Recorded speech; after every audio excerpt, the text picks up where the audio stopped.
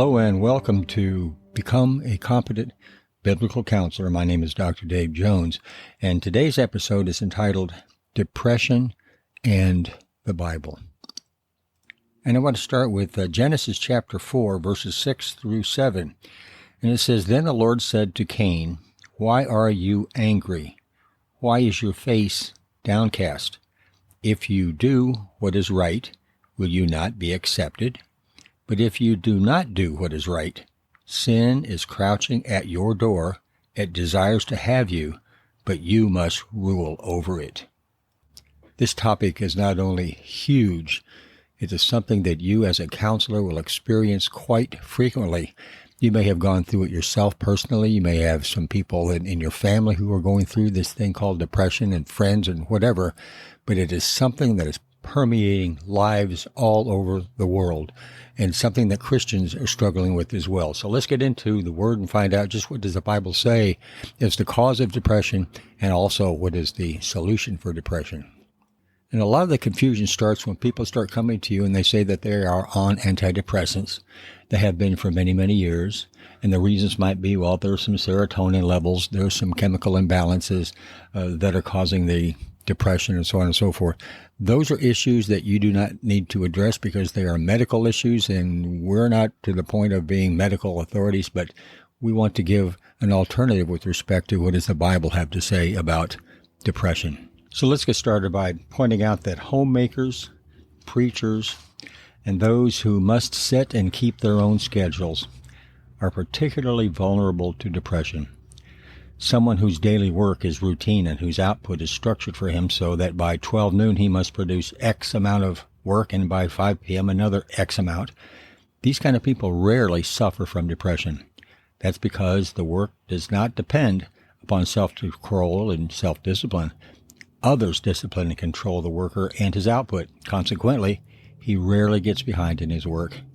On the other hand, for the person who must learn to control and to discipline himself in a day in which there is little emphasis upon discipline, often all that it takes for him to begin the descent into despair and depression is to experience a setback that tempts him to focus upon it, whatever the setback is, and to forget his obligations.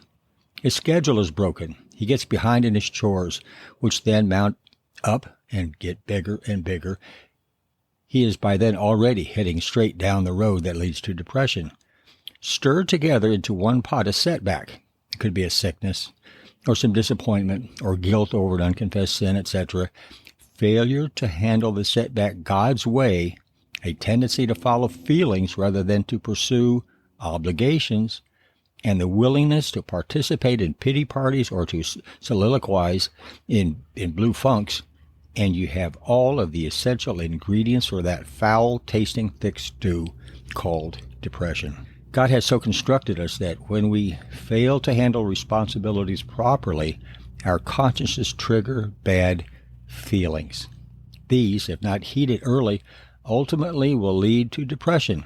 David looked at depression as a merciful warning sign from God intended to goad him to repentance and a change of attitude or behavior. In Psalm 32:4 it says, When he had sinned, he said, quote, Day and night your hand was heavy upon me. The guilt that underlies depression comes from the failure to handle the problem or setback God's way. Therefore, any failure to heed this warning, or any attempt to silence it by shock treatments, the use of antidepressants, homebrew, etc., constitutes an additional failure that only compounds the guilt and increases the intensity of the bad feelings that stem from it. As a result, depression grows and grows in a cyclical manner. One good place to begin when considering God's solution to the fundamental failure that underlies depression is to take seriously the words of Paul in 2 Corinthians 4:8. Here he says, We are afflicted in every way, but not crushed, perplexed, but not driven to despair. There were many times when Paul found opposition and difficulties hard to take. There were also circumstances in which for a time he did not know what to do next. He was afflicted and he became perplexed, but he did not become depressed. In these trying times, God at length enabled him to handle every difficulty without despair. He had setbacks, but but he did not allow these to keep him from continuing in the clear course of action that was at hand. He did not despair. He did not give up the task that he knew that God wanted him to continue. He was down, but not out. The depressed person that you're going to be able to talk with possibly is one who, when he gets down, also gives out. Now, it is vital to understand the important difference between being perplexed, disappointed, blue, physically weak, or even feeling low because of guilt and being depressed. All of us, with Paul, get down. We are all blue from time to time. We all become discouraged, but that is not depression.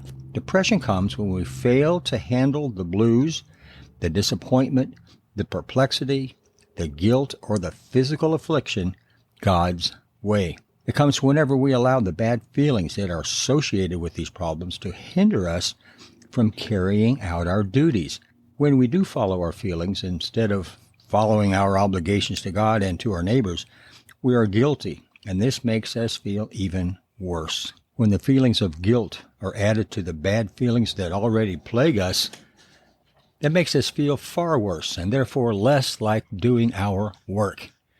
If then we follow those increased feelings of self-dissatisfaction, and it is easier all of the time to do so, we trigger more ad infinitum. So make it clear to your counselee, so long as they continue to follow their feelings, when they tell you that you can't do what you know that you ought to do, you don't. And as a consequence, you drop deeper and deeper into the pit of depression, doing less and less until at last you're doing nothing but lying around on the couch, popping chocolates and watching TV. So it's important to see clearly the dynamics that I'm trying to get across in helping with people that are struggling with depression, the dynamics that are at work so that the solution can be geared in accurately. I have noted that depression comes from handling a situation in which you feel bad wrongly. The bad feeling originally may come from your own sin or from the fact that after having had flu for 4 days, you must go back to work that is piled up in your absence and that you do not feel like doing both because it's greater than usual and you are weaker than usual. You may have to let the ironing go. Oh, I hate those clothes, or the test papers have been stacking up on your desk. I'll never be able to get those papers graded until I feel more like doing so. Whatever the specifics of the problem may be, one thing is paramount. Instead of doing what you know you ought to do, when you give in to your feelings, hoping that later you'll feel more like doing the dreaded duty, you have already taken several strides down the dismal path of depression.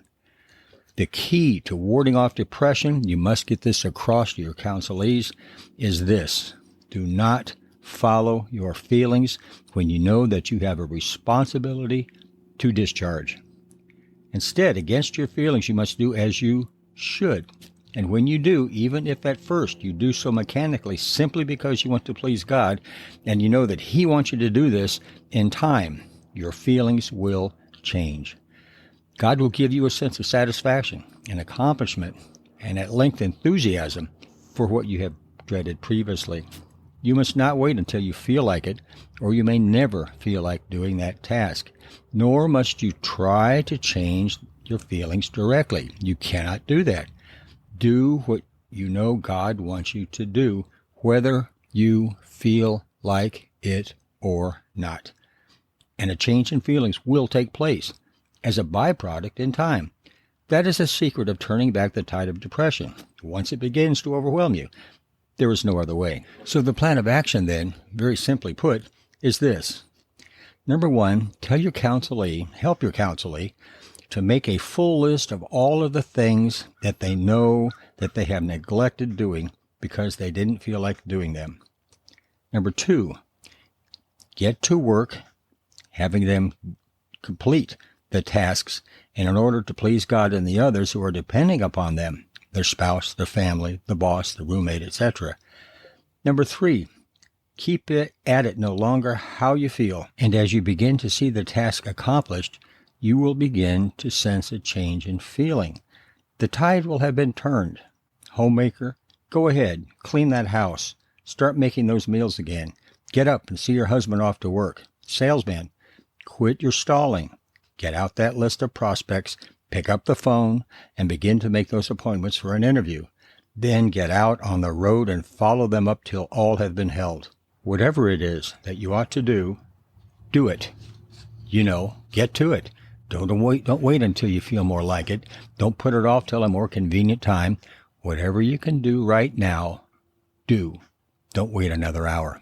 And talking to your counselors this way is an example of direct confrontation that the Bible allows us to engage.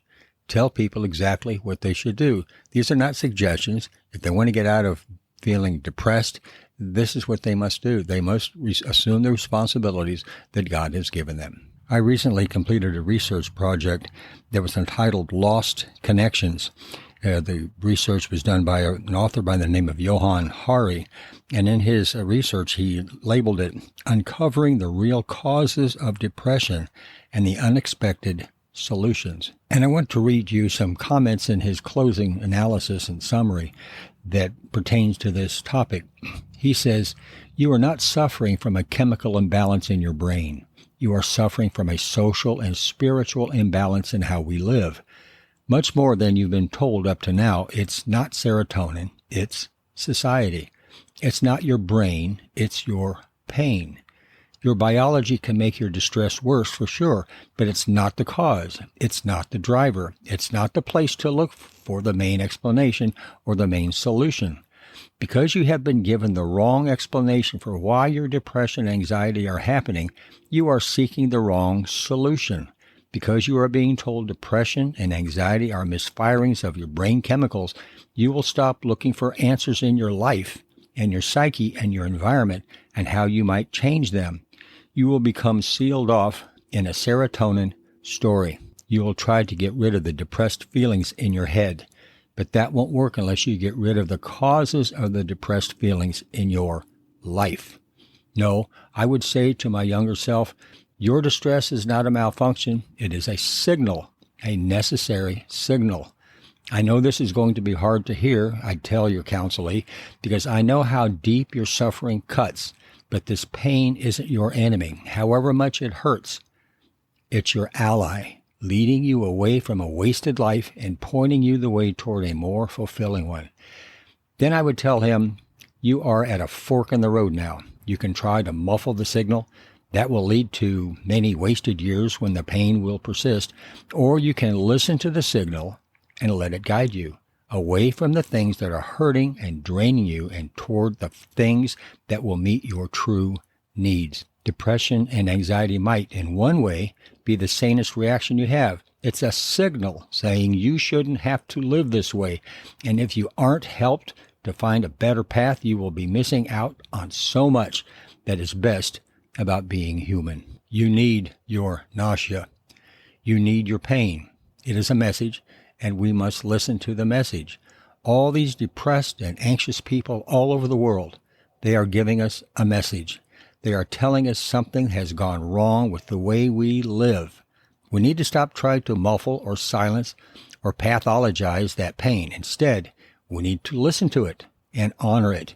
It is only when we listen to our pain that we can follow it back to its source, and only there, when we can see its true causes, can we begin to overcome it. I hope this has been helpful. This is something that you certainly can look at depression from a different point of view, especially from the point of view of what God has to say about what you're doing and what you're not doing. Thanks for listening. Have a great day.